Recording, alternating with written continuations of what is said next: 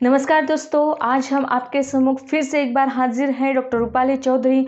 कल की तासिका में अर्थात तृतीय वर्ष के पंचम सत्र में आपने कल देखा हिंदी व्याकरण तथा अभिव्यक्ति कौशल का इंट्रोडक्टरी सेशन, और उसमें आपने देखा व्याकरण क्या है। तो दोस्तों, व्याकरण किसे कहा जाता है, बड़े गौर से सुनिएगा क्योंकि आपके पर्चे का नाम ही है हिंदी व्याकरण तथा अभिव्यक्ति कौशल। तो व्याकरण किसे कहा जाता है? भाषा पर नियमन करने वाले शास्त्र को व्याकरण कहा जाता है। अलग अलग व्याकरणों ने बहुत अच्छे से सुंदर सी परिभाषा देने का प्रयास किया, लेकिन हम छोटी सी परिभाषा देकर उसे अभिव्यक्त करना चाहेंगे कि भाषा पर नियमन करने वाला शास्त्र व्याकरण को कहा जाता है। दोस्तों, आज हम यहाँ ये जो पर्चा लिखा हुआ है हिंदी व्याकरण तथा अभिव्यक्ति कौशल के पहले इकाई को आज हम लोग स्टार्ट करने वाले हैं। और पहले इकाई का जो नाम है वह है शब्द भेद तथा संसाधन। अब आप हमें यह बताइएगा कि शब्द क्या होते हैं, शब्द कैसे होते हैं। दोस्तों, पूरी भाषा क्लियर हो जाती है, लेकिन शब्द अंतिम दौर तक हम लोगों को समझ में नहीं आते हैं। तो शब्द का निश्चित तौर पर अर्थ क्या होता है, तो यहाँ इस जगह पर जिस प्रकार से हमने व्याकरण को देखा, ठीक उसी प्रकार से हम शब्द की जो परिभाषा है उसे परिभाषित करने का प्रयास करेंगे। जिन वर्ण समूहों का, ध्यान से सुनिएगा, जिन वर्ण समूहों का एक निश्चित अर्थ होता है वह शब्द कहलाता है। जिन वर्ण समूहों का एक निश्चित, जिन वर्ण समूहों का एक निश्चित अर्थ होता है उसे शब्द कहा जाता है। जैसे अलग अलग प्रकार के शब्दों को हम लोग ले सकते हैं, जैसे घर, नाक, कोयल, सुंदर आदि। अब वर्ण समूह तभी शब्द बन सकता है, ध्यान से सुनिएगा, जब वर्ण समूह की बात हम लोगों की चल रही है तो वर्ण समूह तभी शब्द बन सकता है जब उसका कोई न कोई निश्चित अर्थ हो। अब निश्चित अर्थ होने के लिए पुनः एक बार हम इस शब्द पर चले जाएंगे कि शब्द कैसे होते हैं। तो शब्द होते हैं दो रूपों से, और शब्द दो रूपों के कौन से होते हैं? एक तो सार्थक शब्द और दूसरा निरर्थक शब्द। अब सार्थकता की यदि बात कहते हैं, वर्ण समूह तभी शब्द बन सकता है जब उसका कोई न कोई अर्थ हो। बिना अर्थ वाला वर्ण समूह नहीं, शब्द नहीं हो सकता, है ना। एक तो है निश्चित अर्थ वाला, और दूसरा जो बताया आपको कि ऐसा भी वर्ण समूह कि जिसका कोई अर्थ न हो। अब आपके सम्मुख हम एक शब्द रखते हैं जैसे सागर, और इस सागर शब्द को यदि हम पलट देते हैं तो रगसा और गरसा, लेकिन क्या आपको याद है कि ये गरसा और रगसा ये शब्द तो प्रतीत हो रहे हैं, लेकिन यहाँ जो दिया हुआ वर्ण समूह है इस वर्ण समूह का कोई अर्थ नहीं है। सागर या वर्ण समूह शब्द है, शब्दों से ही वाक्य की रचना होती है ना। तो यह शब्द जब सम्मुख आता है तो सागर खाना खा रहा है, सागर महाविद्यालय जाएगा, सागर नहीं जाएगा, या सागर अत्यंत मनोरम है। मतलब यहाँ इस सागर से दो अर्थ, दो शब्द, एक ही शब्द से दो अर्थ हमारे सामने आ रहे हैं। एक तो सागर नाम का कोई लड़का है, या सागर अत्यंत मनोरम है। मतलब यहाँ इस जगह पर सागर से तात्पर्य समंदर से भी लिया जाता है। ठीक है, फिर से एक बार हम शब्द की परिभाषा की ओर चले जाते हैं। ऐसा शब्द, ऐसा स्वतंत्र वर्ण समूह जिसका एक निश्चित अर्थ हो वह शब्द कहलाता है। अब देखिएगा, इन्हीं शब्दों के कई भेद होते हैं। विभिन्न आधारों पर यदि देखा जाए तो शब्द के 4 विभागों में, 5 विभागों में उसे विभाजित किया जाता है। अब फिर 5 विभाग इसके कौन से होते हैं? तो अर्थ के आधार पर हम यहाँ इस जगह पर करते हैं कि अर्थ के आधार पर, है ना, अर्थ के आधार पर शब्द के भेद होते हैं। उसके बाद उत्पत्ति के आधार पर शब्द के भेद होते हैं। ध्यान से कीजिएगा, पॉइंट आउट कर लीजिएगा, या उसे आप लोग हो सके तो लिख लीजिएगा। अर्थ के आधार पर, उत्पत्ति के आधार पर, और रचना के आधार पर, और प्रयोग के आधार पर, है ना। ये जो 5 जो शब्द के भेद पाए जाते हैं यह शब्द के भेद हैं। अब एक एक करके हमें इन 5 को देखना है कि अर्थ के आधार पर क्या होता है। ठीक है, कितना क्लियर हो गया आपको? तो अब हम लोग आगे बढ़ते हैं।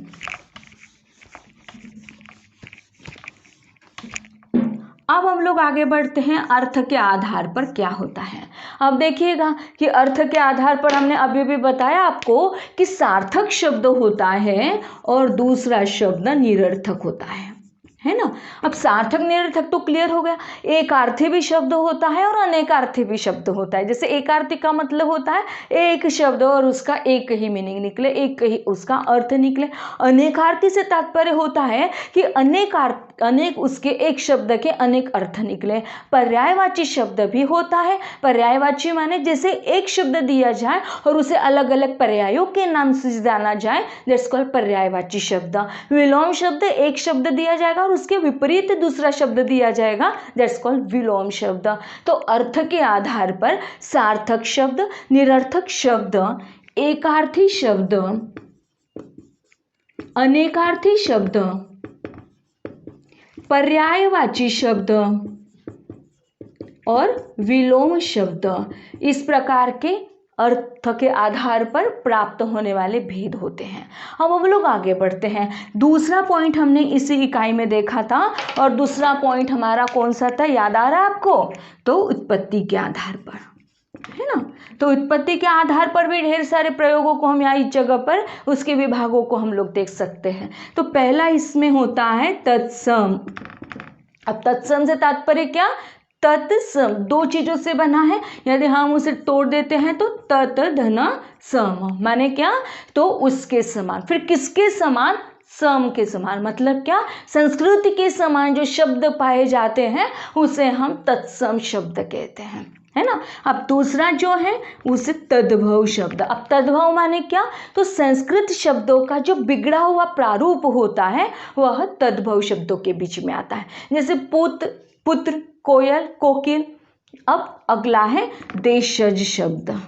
देशज से तात्पर्य क्या होगा कि जो अपने ही देश से संबंधित है या अपने ही गांव से आए हुए हैं शब्द, ऐसे चूंकि वह देशज शब्द कहलाते हैं। जैसे लोटा है, पगड़ी है, खिचड़ी है।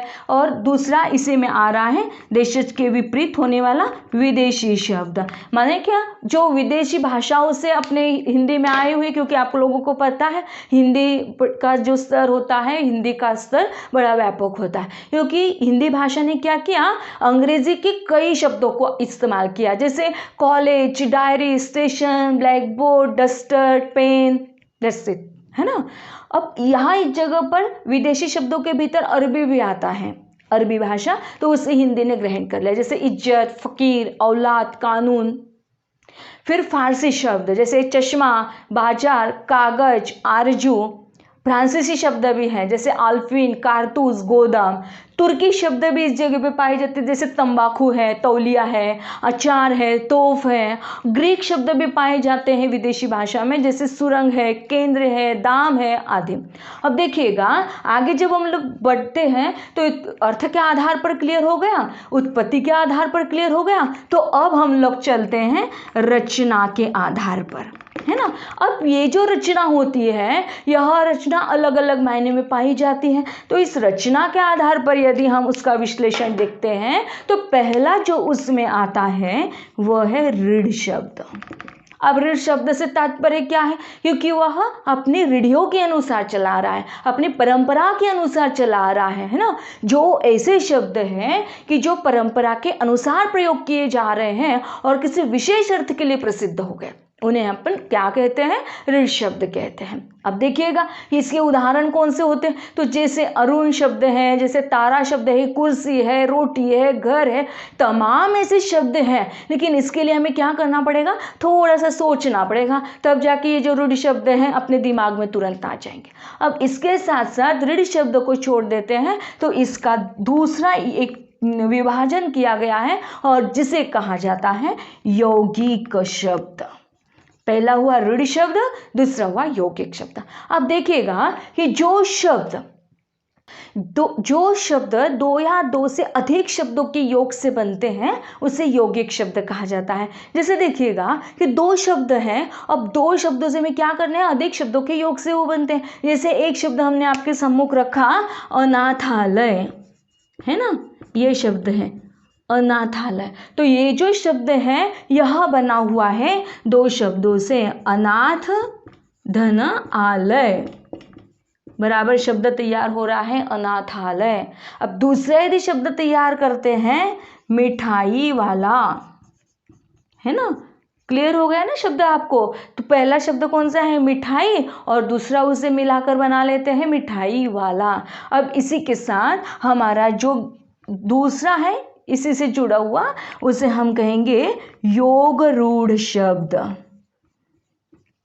अब ये योग रूढ़ शब्द क्या होता है, जो शब्द यौगिक है ना, जो शब्द यौगिक है लेकिन अपना सामान्य अर्थ छोड़कर किसी अलग विशेष अर्थ में वो प्रसिद्ध हो गए हैं, उन्हें हम क्या कहते हैं, योग रूढ़ शब्द कहते हैं। जैसे पंकज और पीतांबर। तो इस प्रकार से हमने देखा कि अर्थ के आधार पर, उत्पत्ति के आधार पर, रचना के आधार पर, अब हम लोग आगे चलते हैं प्रयोग के आधार पर। ठीक है,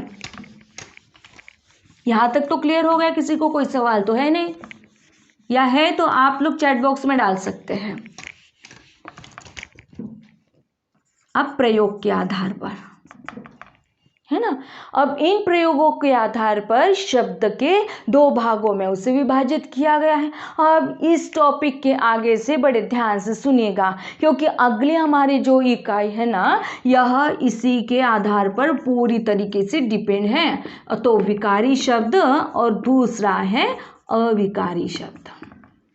देखिएगा, अब यहाँ हमें विकारी शब्द कौन से हैं और अविकारी शब्द कौन से हैं, विकारी किसे कहा जाता है और अविकारी किसे कहा जाता है। अब फिर से एक बार सुनिएगा कि विकारी शब्द कौन से होते हैं और विकारी शब्द किससे कहते हैं। तो जिन शब्दों में, ध्यान से सुनिएगा, जिन शब्दों में काल, कारक, लिंग, वचन, पुरुष आदि के कारण कोई भी परिवर्तन हो जाता है ना, तो वह विकारी शब्द कहलाते हैं। मतलब इनमें क्या होता है, changing is the law of nature, परिवर्तन ही सृष्टि का शाश्वत नियम है के अनुसार इनमें भी परिवर्तन होता है। ओके, तो विकारी शब्दों में परिवर्तन होता हुआ दिखाई देता है। तब ये विकारी शब्द कौन से हैं, तो पहला है संज्ञा, है ना, अब इसे कहते हैं नाउन। फिर उसके बाद में सर्वनाम,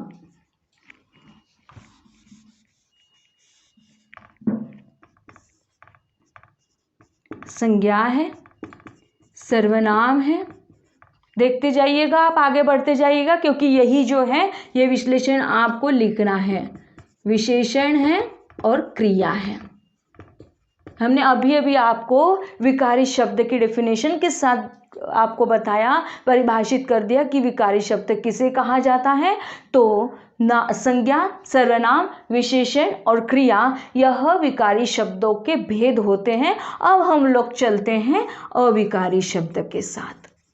अब ये अविकारी शब्द क्या होते हैं, जिनमें परिवर्तन होता है वह विकारी शब्द, और जिनमें परिवर्तन नहीं होता वे कौन से हुए, वह अविकारी शब्द। तो जिन शब्दों में काल, कारक, लिंग, वचन, पुरुष आदि के कारण कोई विकार मतलब परिवर्तन नहीं होता है, वे अविकारी शब्द कहलाते हैं। अब देखिएगा कि लिंग, वचन, कारक, पुरुष आदि के कारण इनमें परिवर्तन हुआ, तो ये कौन से हो गए, तो वह विकारी हो गए। लेकिन जिन शब्दों में काल, कारक, लिंग, वचन, पुरुष आदि के कारण कोई भी परिवर्तन नहीं होता, ऐसे जो शब्द होते हैं वे अविकारी शब्द होते हैं। ओके, अब इन अविकारी शब्दों के भेदों में पहला जो भेद है यह है क्रिया, विशेषण, अव्यय, है ना।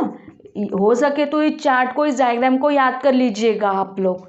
दूसरा है संबंध बोधक, क्योंकि इसी की चर्चा हम लोगों को करनी है। फिर इसके बाद में है समुच्चय बोधक, फिर इसके बाद में है विस्मयादि बोधक।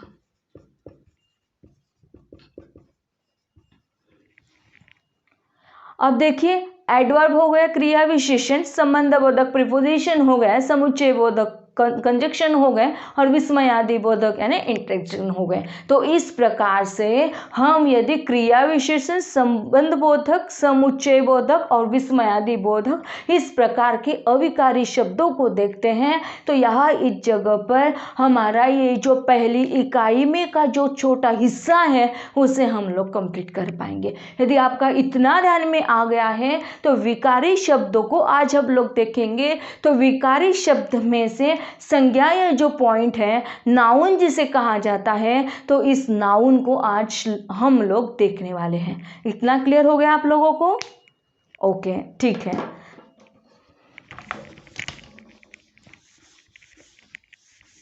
तो अब हम लोग आगे बढ़ते हैं और अगला हमारा जो पॉइंट है, मतलब पहली इकाई का, तो विकारी शब्द। तो विकारी शब्द हमने देखा कि लिंग, वचन, कारक, पुरुष, इनमें जो परिवर्तन होता है ना। तो परिवर्तनवादी विचारधारा को प्राप्त कर लिए किन्होंने?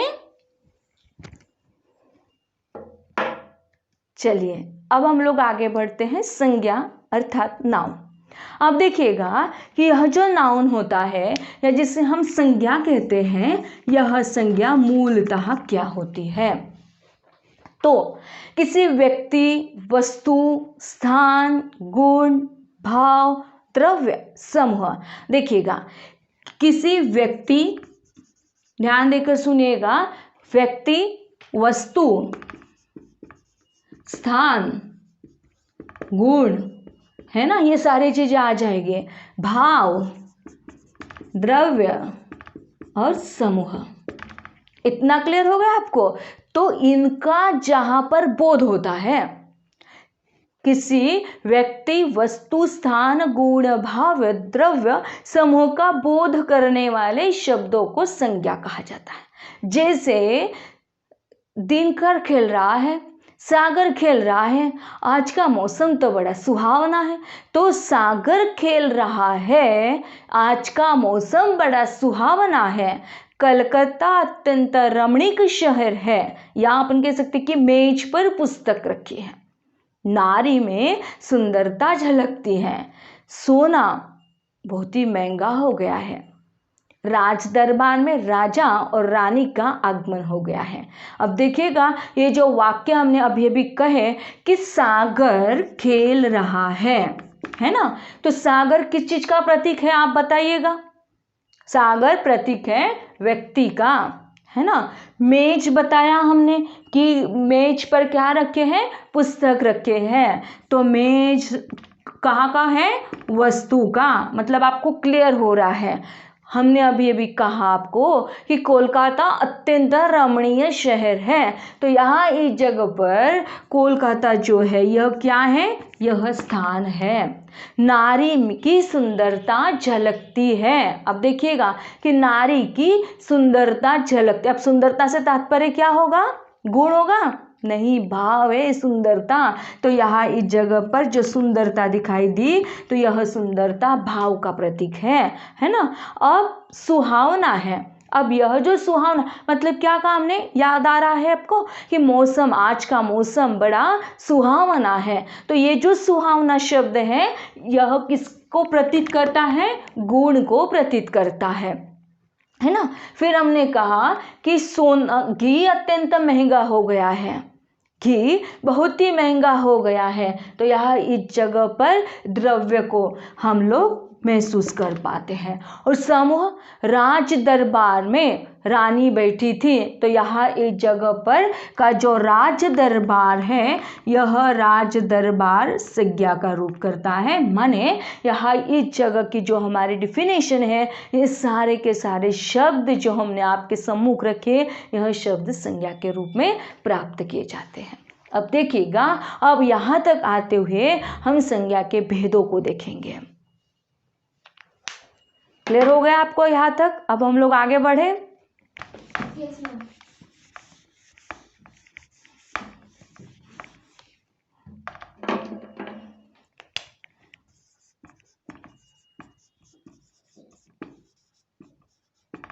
संज्ञा के भेद। जागृति क्लियर हो रहा है आपको? Yes, ma'am. अब देखिएगा इन संज्ञा के शब्दों के जो भेद होते हैं, संज्ञा के भेद कौन कौन से हैं, तो इनमें 5 संज्ञा के भेदों के रूप में माने जाते हैं। जैसे हमने आपको अभी अभी बताया कि व्यक्तिवाचक संज्ञा होती है, तो आप हमें यह बताइएगा कि व्यक्तिवाचक से तात्पर्य क्या होता है, बता पाओगे? प्रॉपर नाउन जिसे कहा जाता है। तो जो संज्ञा शब्द किसी विशेष, है ना, ऐसी संज्ञा शब्द, तो जो संज्ञा शब्द किसी विशेष व्यक्ति, वस्तु अथवा स्थान का बोध कराता है, उन्हें हम क्या कहते हैं? व्यक्तिवाचक संज्ञा कहते हैं। अब देखिएगा, व्यक्ति का नाम पूजा है, प्रियंका है, जागृति है, रश्मि है ना? आप ही की क्लास के सारे नाम आ गई। जागृति आप, प्रियंका आप भी आ गए ना? अब वस्तु का नाम लेते हैं, जैसे ब्लैक बोर्ड है, फलक है, मेज है, कुर्सी है ना? अब स्थान का नाम यदि लेते हैं, मतलब हमें यहाँ इस जगह पे 3 चीजें याद रखनी। कौन सी? पहली चीज तो है व्यक्ति, है ना, फिर दूसरी चीज हमने अभी आपको क्या कौन सी कही? वस्तु, और तीसरी चीज कौन सी कही? स्थान, है ना? व्यक्ति, वस्तु अथवा स्थान का जहाँ पर बोध होता है उन्हें व्यक्तिवाचक संज्ञा कहा जाता है। अब व्यक्ति का नाम आप बताया आपको, कोई लड़का भी हो सकता है, मेल भी हो सकता है, फीमेल भी हो सकती है ना? अब वस्तु तो आपके पास होती है, आपको पता होगा, मेज है, कुर्सी है, फलक है, चौक है, डस्टर है, वगैरह वगैरह। स्थान का नाम, अलग अलग स्थानों का नाम ले सकते हैं आप, हिमालय ले सकते हैं, गंगा ले सकते हैं, दिल्ली ले सकते हैं, कोलकाता, इंदौर, मध्य प्रदेश, महाराष्ट्र, वगैरह वगैरह। ओके, अब हम लोग आगे बढ़ते हैं। व्यक्तिवाचक संज्ञा आप लोगों को क्लियर हो गए? अभी आप लोगों को समझ में आ रहा है ना, या नहीं समझ में आ रहा है? किसी को कोई सवाल तो नहीं है? चलिए आगे बढ़ते हैं। तो दूसरा यहाँ पर जो है उसे हम क्या कहेंगे? जातिवाचक संज्ञा, है ना? अब इस जातिवाचक संज्ञा की जो परिभाषा है उसे क्या कहा जाएगा? तो जो संज्ञा शब्द एक प्रकार के प्राणी अथवा वस्तु का बोध कराए, है ना, उन्हें जातिवाचक संज्ञा कहा जाता है। एक शब्द एक प्रकार का प्राणी, फिर वह उस वस्तु का भी बोध कराता है। एक ही प्रकार के प्राणी अथवा वस्तु का जहाँ पर बोध कराता है उसे जातिवाचक संज्ञा के रूप से कहा जाता है। जैसे बालक, फल, अध्यापक, पशु, पक्षी, नगर, नदी, गाय, स्त्री, वगैरह वगैरह। ओके, तो यहाँ इस जगह पर हमारी दूसरी जो विशेषता है, मतलब जो जातिवाचक संज्ञा है, यहाँ पर कंप्लीट हो गए। अब इसी के साथ हमारा तीसरा पॉइंट जुड़ता है, चूंकि वह होता है भाववाचक संज्ञा। यदि हमने संज्ञा की डेफिनेशन को बहुत अच्छी तरीके से देखा होगा, पढ़ा होगा, तो क्लियर हो गया होगा आपको। तो तीसरा हमारा यहाँ पर जुड़ता है भाववाचक संज्ञा। अब देखिएगा कि भाववाचक संज्ञा में कौन कौन से ऐसे शब्दों का प्रारूप होता है। तो जो संज्ञा शब्द किसी व्यक्ति या वस्तु के गुण, दोष, भाव या दशा का बोध कराता है उसे हम भाववाचक संज्ञा कहते हैं, है ना। फिर उसमें गुण भी हो सकते हैं, फिर उसमें दोष भी हो सकते हैं, और उसमें भाव भी हो सकते हैं। तो जैसे बूढ़ापा, जैसे सुंदरता, नम्रता, सज्जनता, कड़वाहट, मिठास वगैरह, इस प्रकार के तमाम ऐसे शब्द हैं कि जो उन शब्दों को आप उठाकर इस जगह पर डाल सकते हो। अब इसी के साथ हमारा अगला जो बताया था आपको कि द्रव्यवाचक संज्ञा, है ना, याद आ रहा है ना आपको कि संज्ञा में ये सारी जितने भी शब्दों को हम लोग अभी देख रहे हैं ना वेदों में, तो उसे हम उन वेदों के शब्दों को हमने कहाँ पर लिया था? संज्ञा की डेफिनेशन में लिया था। यदि आपको संज्ञा की डेफिनेशन बहुत अच्छी तरीके से याद आ गई तो फिर आपको इन वेदों को याद करने की जरूरत नहीं है, क्योंकि ये सारे के सारे शब्द उसी के साथ निहित होते हैं।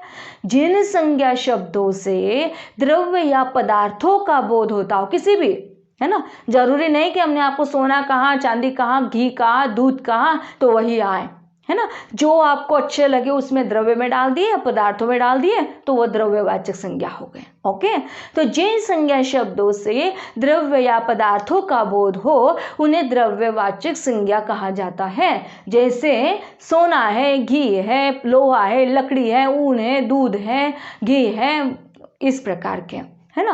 अब हम लोग आगे बढ़ते हैं। हमने आपको उस समय में भी कहा था, राजा रानी का एग्जाम्पल दिया था।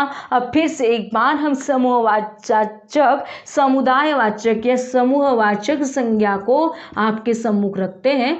समुदायवाचक समुदायवाचक संज्ञा।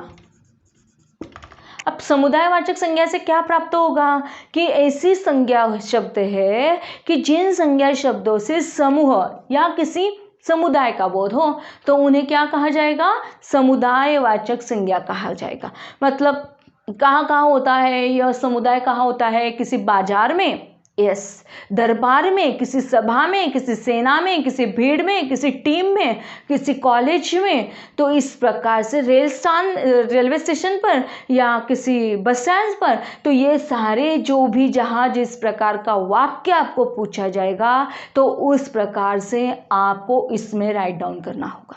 तो जिन संज्ञा शब्दों से समूह का या समुदाय का बोध होता है उन्हें समुदायवाचक संज्ञा कहा जाता है, जैसे दरबार, सभा, सेना, भी, टीम आदि वगैरह वगैरह, है ना।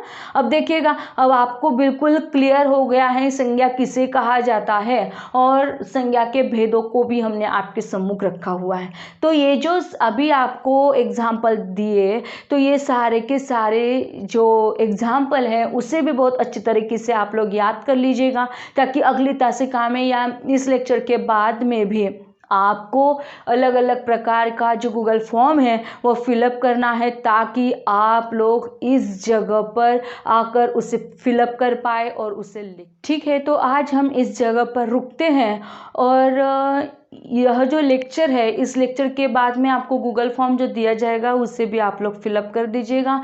तो कल की तासिका में मिलेंगे हम। संज्ञा हो गया हमारा, संज्ञा के बाद हम लोगों का आता है सर्वनाम। तो सर्वनाम की चर्चा हम लोग कल की तासिका में करेंगे। ओके।